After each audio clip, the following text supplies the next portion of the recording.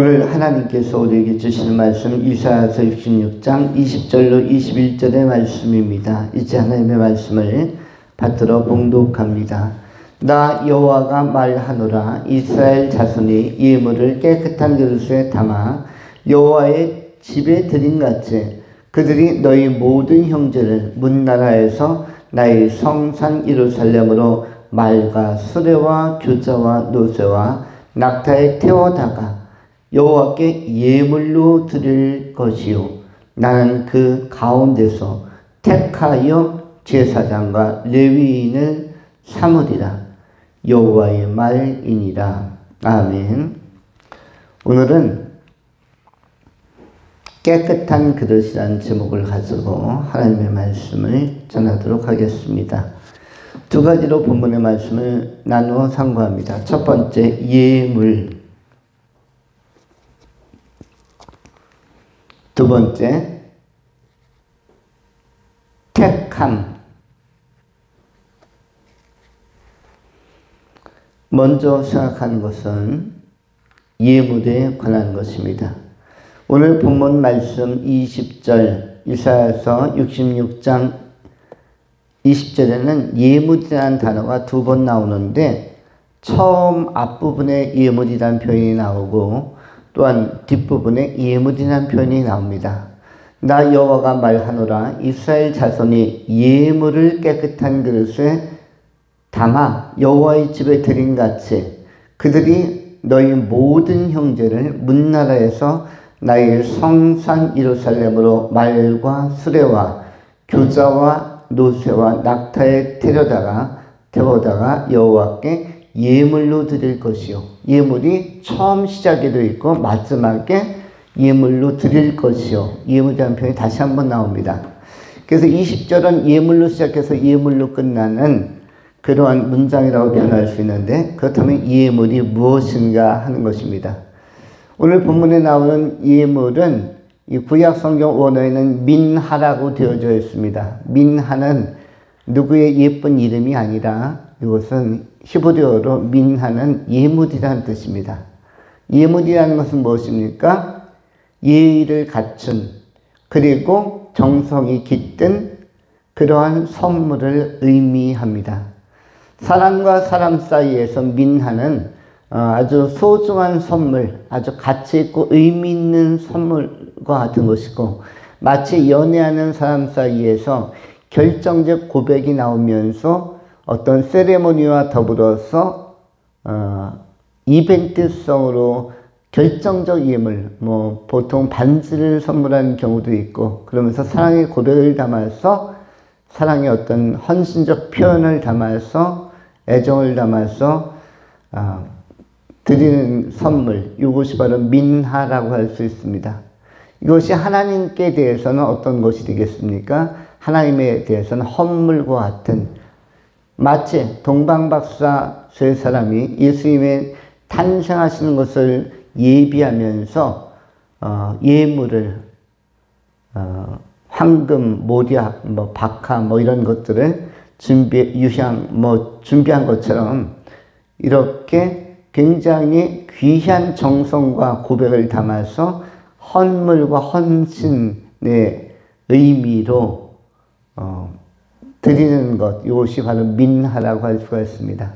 사랑과 사랑 사이에서는 아주 가치 있고 고귀한 고백과 의미와 정성이 담긴 선물이고 하나님에 대해서는 헌신과 그리고 깊은 사랑 이런 것이 함께 담겨져 있는 신앙적 고백이 스며들어 있는 것이 바로 민하 예물이라고 되어져 있는데 오늘 우리 하나님께서는 이스라엘 자손의 예물을 깨끗한 그릇에 담아 여호와의 집에 드림같이라고 되어져 있습니다.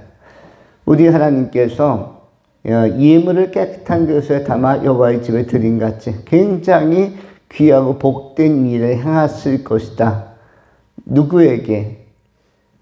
그들이 너희 모든 형제를 문나라에서 나의 성산 예루살렘으로 말과 수레와 교자와 노새와 낙타에 태워다가 라고 되어져 있습니다.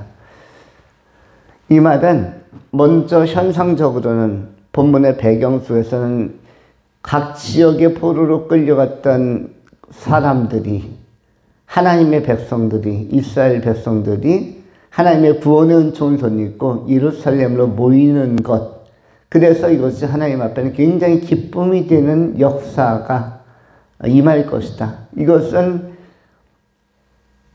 부름받고 또 노임을 받아 포로로부터 귀환되어져서 돌아온 사람들에게도 굉장한 감격이고 감동이지만 동시에 이런 일을 통해서 영광 받으신 하나님께도 굉장히 기쁨이 넘치는 큰 선물과도 같은 사건임을, 그리고 이것을 시행할 것임을 시사하고 있는 것입니다. 이것은 현상적으로는 이스라엘 백성들의 귀환을 의미하고 아주 성대한 그 축제를 의미하지만, 그러나 미래적으로 그리고 어떤 예지적인 측면에서는 속박당했던, 죄로 말미암아 하나님과의 관계가 소원했던, 또 죄와 사망 가운데 빠져 있었던, 저주와 절망 속에 빠져 있었던 인간들이 보혈을 지나 하나님의 품으로 예수 그리스도의 보혈의 능력을 덧입어 십자가의 은총을 덧입고 부활의 산수망 안에서 우리 하나님의 나라로 들어가는 것까지를 상정하는 것, 그것까지를 예견하는 그러한 예견적인 그 축복이 담겨 있는 말씀이라고 할 수가 있습니다. 미래적 사건까지, 복음적 사건까지, 구원적 사건까지 내포하고 있는, 함축하고 함의하고 있는 그러한 밝은 비전을 이사야가 바라보면서 가까이 있는 이스라엘이 회복될 것이며 예루살렘이 참으로 좋은 포로들이 돌아와서 하나님 앞에 다시 한번 헌신하는 이러한 그 산 제사로 또 참 예배자로 서는 일이 있을 것이며, 하나님께는 기쁨이 되어지는 그런 예물로서의 그 헌신적 사건이 임할 것이다 라고 표현하고 있는 것입니다. 우리 한 사람 한 사람들이 지금 어떻게 보면 그리스도 예수의 신부로서 요한계시록의 진단에 의하면 우리는 다 그리스도의 신부로서 어떻게 보면 하나님 앞에 선물로 준비되어져 가는 사람들입니다. 우리의 신앙 고백이 선물이고 예수 그리스도와 동일한 생명을 가지고 예수 생명이 내 안에 있어서 내가 예수의 사람, 곧 그리스도 예수 안에서 정결한 의로운 신부들이 되어지는 것, 하나님의 백성이 되는 것, 이런 것들은 천국으로 돌아갈 때에는 전부 다 귀한 예물로서 하나님 앞에 드려지게 되는 것이고, 거기는 헌신도 있고 선물도 있고 축복도 있고 모든 좋은 그 상관관계가 다 수여되고 또 수수되고 나타나게 되는 것입니다. 우리는 하나님의 기쁨이 되는 백성이요 하나님의 즐거움이 되는 친백성이라는 사실을 기억하면서 예수 그리스도의 그 복음의 능력이, 보혈의 능력이 우리를 이렇게 새롭게 하고 참으로 밝게 인도하는구나 라고 우리가 이해하면 좋을 것입니다. 오늘 본문에 나오는 민하 예물은 여러 예물 가운데, 여러 선물 가운데, 여러 헌물 가운데 피가 없는 그러한 그 헌물, 예를 들어서 곡식 같은 것으로 뭐 소제니 이런 것들이 있죠. 곡식으로 드려지는 이런 소중한 헌물, 이런 의미들이 더 강한데, 어쨌든 우리의 정성이 모아져서, 고백이 모아져서 하나님의 영광에 참여하는 자로 우리가 부름받았음을 우리가 기억하면 좋을 것입니다.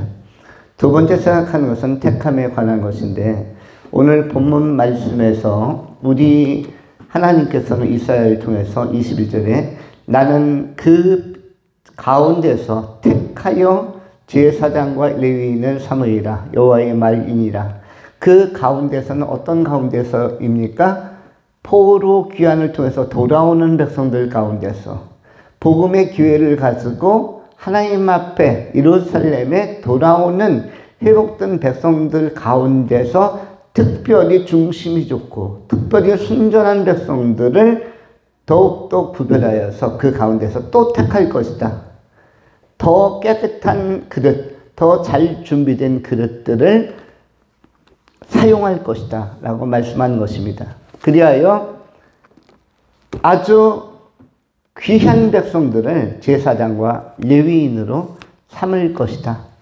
그래서 70년간 공백이었던 예배 공동체가 이스라엘 백성들이 바벨론으로 포로로 끌려가면서 공백이었던 그 예배 공동체가 회복이 될 것이며 다시금 레위인들이 서고 또 제사장들이 서면서 하나님 앞에 헌신해가고 하나님 앞에 찬미하고 경배하는 그런 세대와 공동체가 세워질 것을 예견하고 조망하는 그런 말씀이라고 할 수가 있습니다. 예수 믿는 모든 성도들은 우리 하나님 앞에서는 어떠한 존재입니까?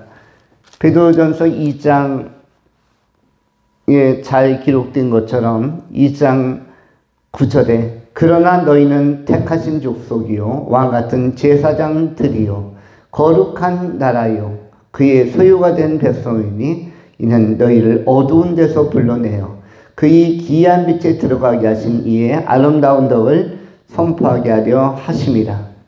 너희가 전에는 백성이 아니더니 이제는 하나님의 백성이요 전에는 긍휼을 얻지 못하였더니 이제는 긍휼을 얻은 자니라. 베드로전서 2장 9절로 10절 사이에 기록되어진 너희를 어두운 데서 불러내어 이것은 중의적인 두 가지의 다차원적 의미를 가지고 있죠. 어두운 데서라는 것은 이사야 당시에서는 바벨론에서 불러내요. 그리고 모세 당시에는 애굽에서 불러내요. 어디로? 밝은 빛으로, 기이한 빛으로. 기이한 빛은 어디입니까? 이사야 당시에서는 예루살렘으로, 예루살렘 성으로, 또 모세 당시에는 어디입니까? 가나안 땅으로. 애굽에서부터 불러내어 가나안 땅으로.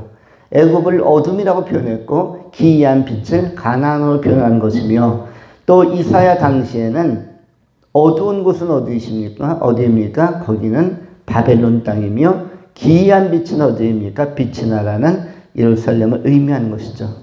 이것을 우리의 존재론적으로 영적으로 이해한다면 어두운 곳은 어디입니까? 죄된 생활이겠죠. 죄된 생활.